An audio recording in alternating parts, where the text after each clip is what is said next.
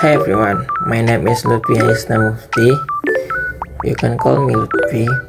I has a student of Andalas University, Faculty of Information Technology, and Department Information System.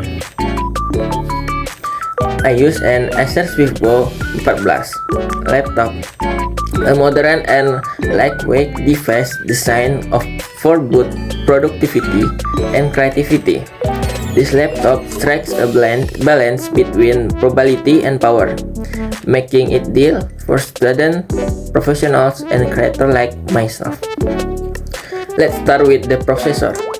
It is powered by Intel Core Ultra 5125H processor, which features hybrid architecture. This means it's a combination of performance core, P-cores, and efficiency cores, or E-cores.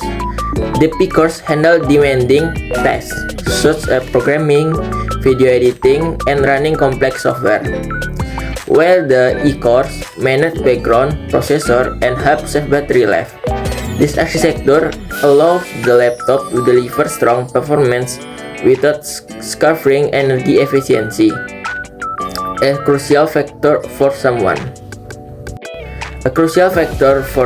like me who often works on the go. The processor base clock speed is 2.0 GHz, but it can boost up to 4.5 GHz when handling intensive tasks. Moving on to memory or RAM. The laptop comes with 60 GB of LPDDR5 RAM. LPDDR5 is the latest generation of low-power RAM, known for its speed and efficiency. This allows me to open multiple applications at once.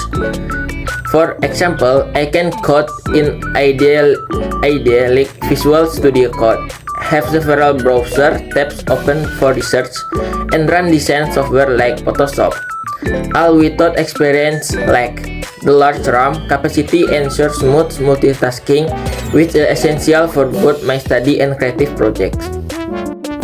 For storage, the laptop has a 512 GB NVMe SSD. NVMe SSD are significantly faster than traditional SATA drive, meaning the laptop boots up almost instantly, and file transfer happen in a matter of seconds.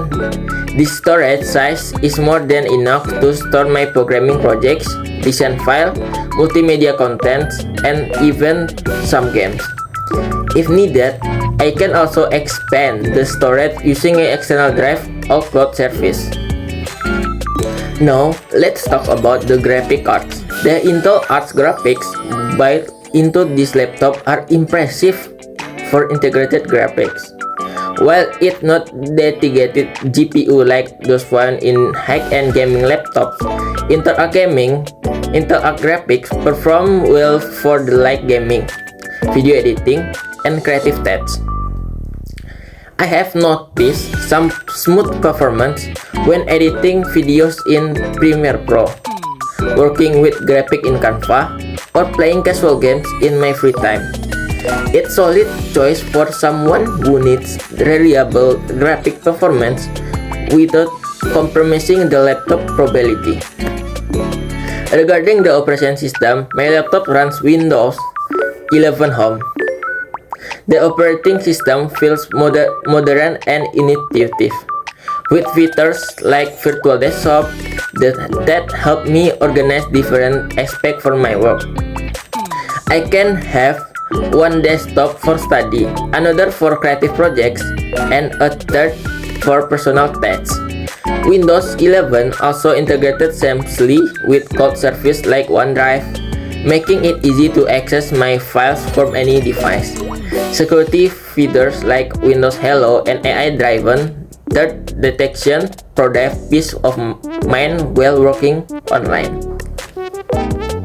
One of the most striking features of this laptop is the display.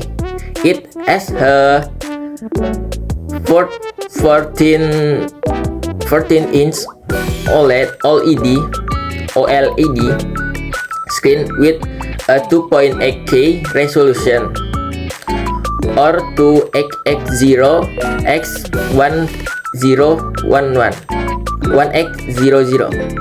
and a 90 Hz refresh rate.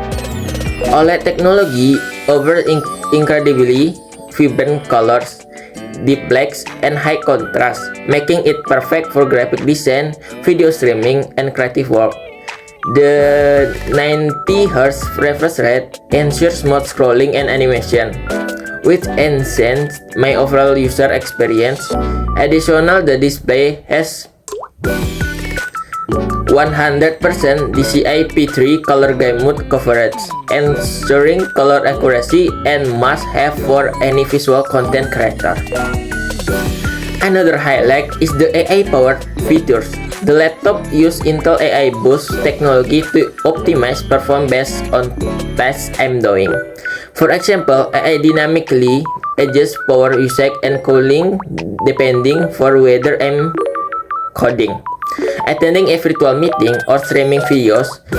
This not only boosts performance but also extends battery life, allowing me to work for hours without constantly searching for a power outlet. Speaking of virtual meetings, the laptop is equipped with a 1440p QHD webcam. That makes this webcam stand out is the AI noise reduction technology. It automatically filters our background noise, ensuring my voice comes through clearly during online class, work meetings, or virtual collaboration.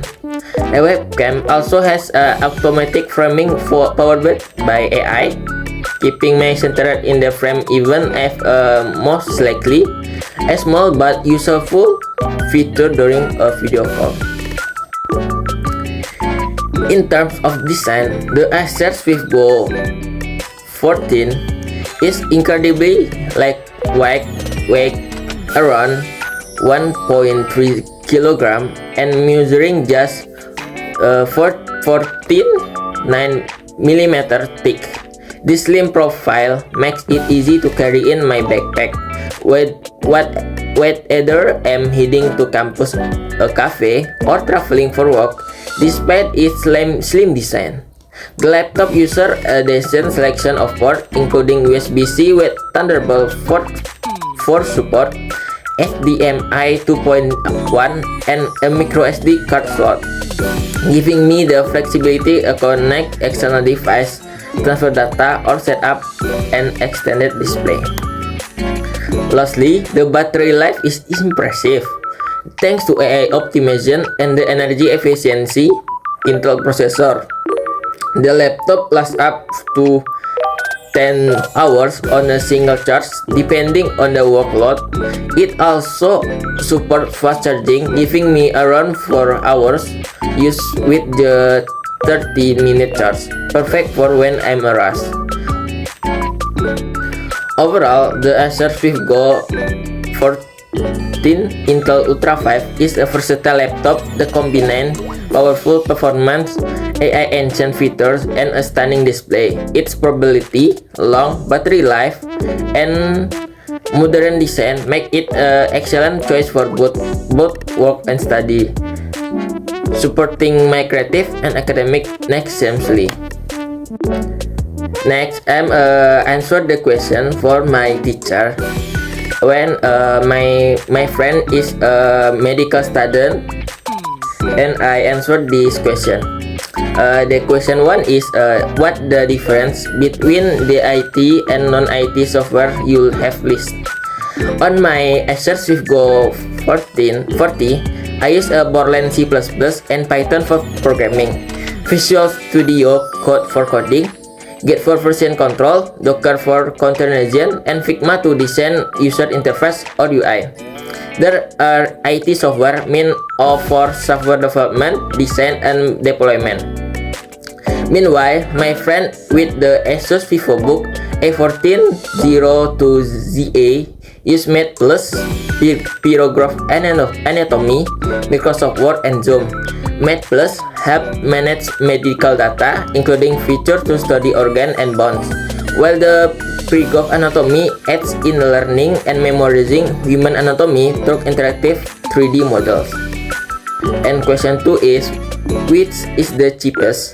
The cheapest software will be Visual Studio Code and Python, since both are open source and free to use for everyone. And question number 3, which is the most expensive? The most expensive software might be Math+ or Pyrograph Anatomy, due to their specialist feature for organ, bone, and anatomy analysis, which often require a paid license. Question number 4, which is the most or least reliable? The most reliable software for me is a Git, because I securely tracks change in code. For my friend, Pyrograph Anatomy is reliable for anatomy visualization, helping with memorization through 3D models.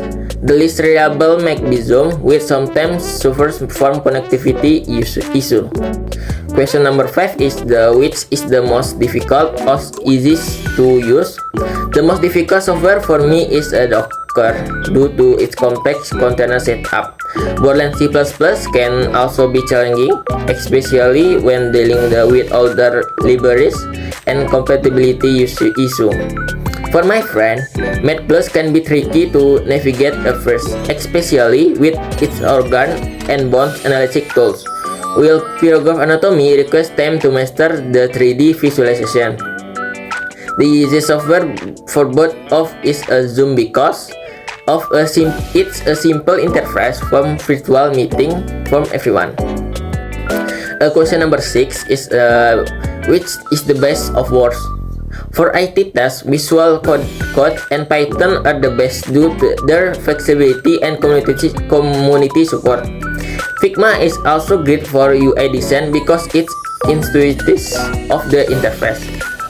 For non-IT tasks, Pyrograph Anatomy is the best for studying human anatomy. The worst might be Zoom due to its occasional bugs and connection issue from everyone and when we online learning.